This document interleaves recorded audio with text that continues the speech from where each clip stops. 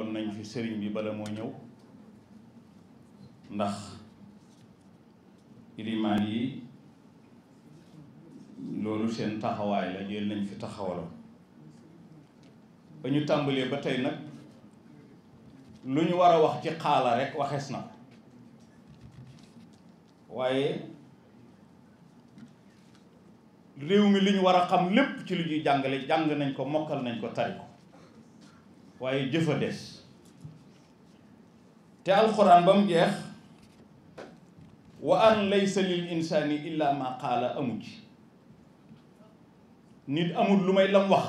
amul ci alxuraan nit amul lu may lam jëf rek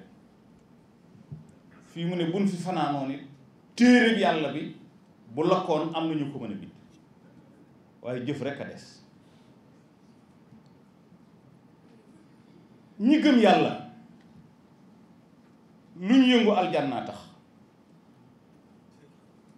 julli gaag koor gaag aj gaag asaka jaag lépp dugg aljanna tax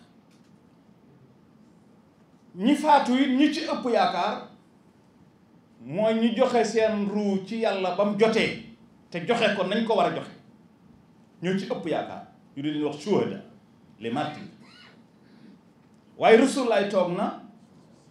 ñu ne fulaan shahidun fulaan shahidun fulaan shahid mu ne kalla inni raaytuhu fi nnaari bi burdatin ghallaha diwa nga aljanna parce que loolu Rasulullaay jàngale woon ku faatu ci lislaam te yàlla tax ma nga aljanna yonent bi ne waxuleen dëgg ndax ki ngeen di wax ne ma nga aljanna day maa ngi nii di ko xool ci biir sawara ci 6 mètres mbassin yuñ ko neexale woon mu jël ko nga xam ne julleem gaag kooram gaag ajam nga yëpp naax saay kon nag sëriñ si itam am nañ ci cër ndax sëñ Marouba Gueye sëñ Marouba moo nekk Tiwaawan bi sëñ Tuubaa demee tukki ca Kajoor doomi buur yi di ko seet si ak fare yi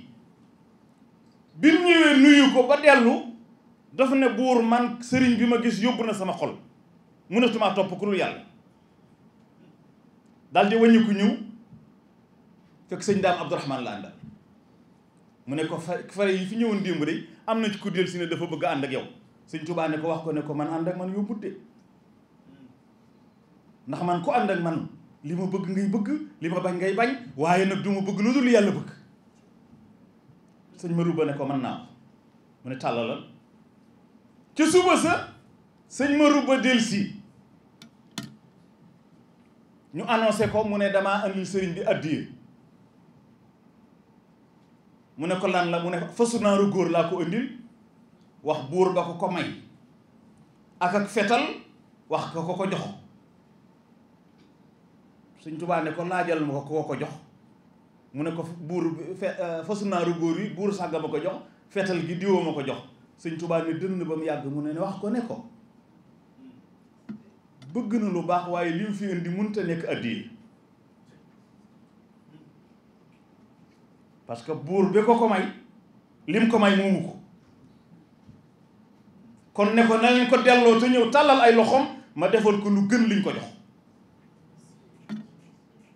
kon nag wax ji jërul guddal bi ci des mooy sénégalais dafa bari pexe buntu boutique boo dem fekk ñu bind fa wallaahu ya'simuka mina naas te taxu koo jóg parce que assurance bi li mu indi mooy yàlla daf ne yaa ayyuha rasulu balligh ma unzila ilayka min rabbik wa in lam taf'al fa ma ballaghta risalatak ey rasulullah defal li la yàlla sant wax ko nit ñi bu duggee ci kër sëriñ wax ko bu duggee ci kër buur wax ko bu duggee ci kër wax ko mu ne gars yi dañoo bari doole te bari pexe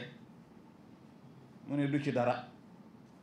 boo taxawee ci li nga war a taxaw wallahu ya'simuka min an-nas yàlla lay sàmm waaye day fekk nga taxaw ci li nga war a taxaw ragal amu fi place te kat coow lee bari waaye ku deewut tey dee suba li ci des nag nañ la garantil ci li ñuy bind xaw ma nu ñu koy tuddee seen texte yooyu nañ la ca garantil ne boo paree ci li ngay liggéey amul fenn foo waay mën a dugg ba raw su fekkee ni jubadi nga parce que loolu suñ ko waxul mu leer it nit ñi def nañ fi rapport yu ne audit yu ne def nañ ko fi am foo xam ne boo fa duggee kenn dootu la tudd du benn dëkk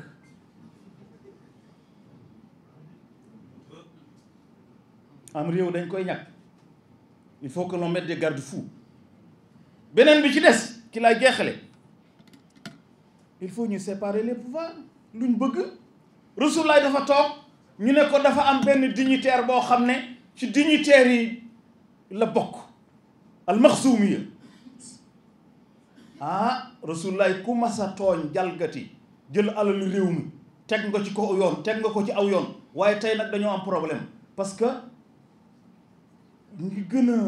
les dignitaires du régime les dignitaires nangam kenn ci ñoom moo jalgati moo sàcc te buñ ko àttee adduna tukki gàcc am waaye lan Rasulullah wax